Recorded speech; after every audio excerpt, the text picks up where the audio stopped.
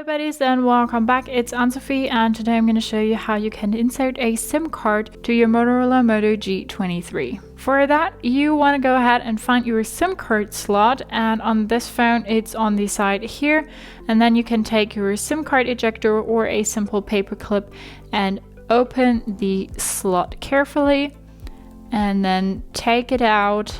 And then this is your SIM card slot, and you can now take your SIM card and put it in the slot. You also see that you have space for up to 2 SIM cards, so you can use 2 SIM cards in one phone here, and then put that back in the phone. And now we need to unlock our SIM card first, and now we're back. So now you can see that we have a signal. We can make phone calls, we can send SMS.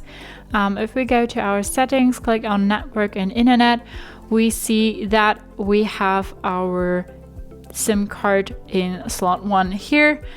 SIM slot 2 is empty because we didn't insert a SIM card. So that's how you insert a SIM card to your Motorola Moto G23. Hope you liked it, hope it helped. If so, thumbs up, share and subscribe, and I hope to see you next time. Bye.